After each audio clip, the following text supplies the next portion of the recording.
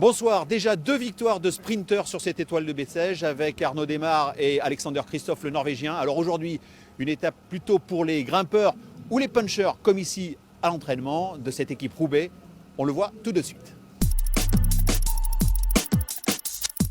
Formidable étape, il a réalisé aujourd'hui le... Quelle étape en effet, enfin du spectacle et une arrivée en solitaire pour l'Albigeois Lilian Calmejane. Auteur d'une course parfaite autour de Bessèges, il franchit avec 7 secondes d'avance la ligne d'arrivée sur le Danois Mads Schmidt et l'Italien Mauro Finetto.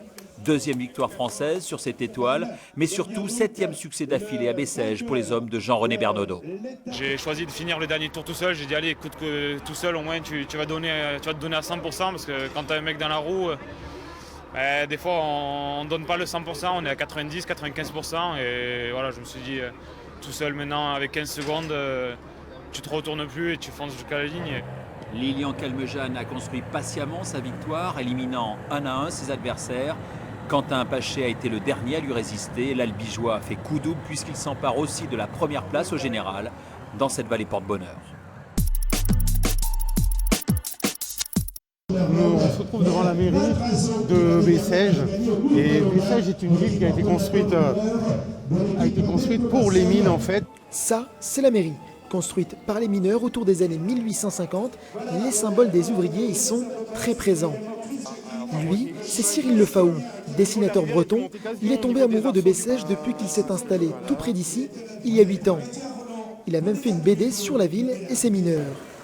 Il est venu sur l'étoile pour s'imprégner de l'ambiance. Je suis en train de faire une BD sur Bessèges. Il rencontre plusieurs anciens champions comme ici Claudio Capucci pour récolter des anecdotes. Sur la caravane, vous êtes aussi chauffeur cette année ? Chaque année. Chaque année. Donc vous êtes dans la voiture, vous suivez la course. Objectif, créer la toute première BD sur l'étoile de Bessèges. Dans les bacs chez vos libraires, courant 2018.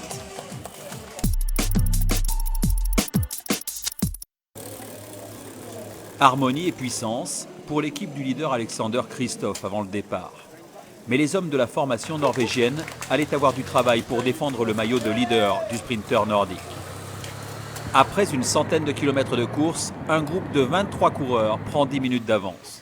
Un groupe dans lequel on retrouve le Français de la mondiale à G2R, le grimpeur Pierre Latour, qui espérait avoir de bonnes sensations. Ouais, c'est difficile à dire sur le home trainer, mais on verra au fil de la journée. Après, c'est toujours une étape dure ici, donc il va sûrement y avoir un bon match.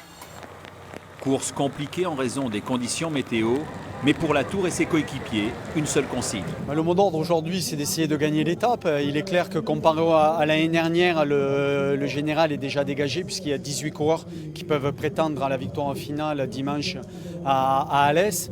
Donc c'est vrai qu'aujourd'hui, nous, on veut essayer de se glisser dans les échappées. Le coureur de la formation AG2R, Samuel Dumoulin, prendra la 4e place. Un coureur cycliste se distingue par ses chaussures noires particulières, ses petites soquettes blanches, son mollet fin, sa cuisse développée, son cuissard brillant et nouveauté, son maillot peut être en BD. Côté français, l'équipe Z, c'est la seule nouveauté. Les autres ont opté pour la tradition.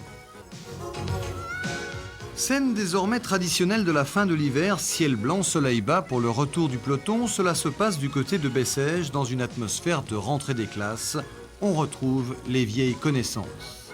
L'homme sur qui tous les regards se posent, on attend son véritable retour. Le coup de pédale n'étant pas le même, je manque un petit peu de puissance, mais je pense que ça va revenir très vite parce que j'ai quand même une bonne forme. On vous le disait bien, la saison 87 s'annonce passionnante.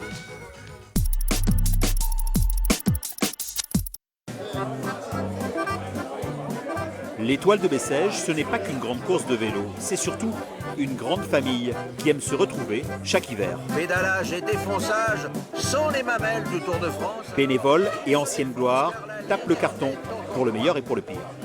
Déjà 500 points, il y a 2 capotes. Poupou est là, mais il n'a pas la main. Et c'est moi qui fais les 2 capotes. Non, mais tu étais marrant, non. J'ai rien, moi. Non mais là on est vraiment mauvais là. Quelques tables plus loin, Luc Leblanc, ancien champion du monde, peste aussi contre son jeu et son coéquipier. Non mais j'ai rien, ta gueule.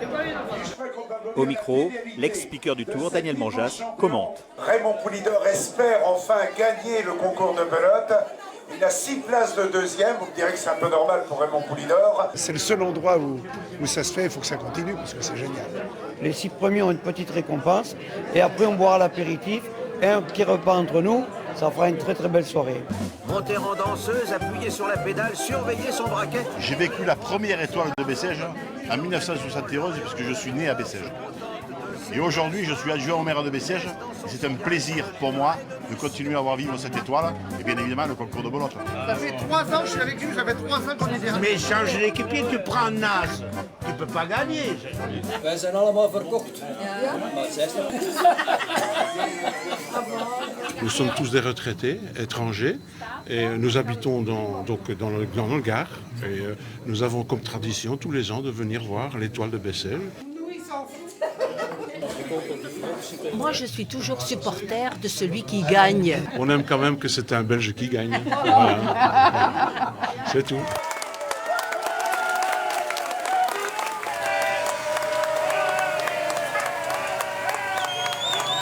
Demain, avant-dernière étape de cette 47e étoile de Bessèges entre Chusclan et Laudun-l'Ardoise, avec le fameux mur de Laudun à franchir plusieurs fois. Voilà, c'est tout pour ce soir. À demain.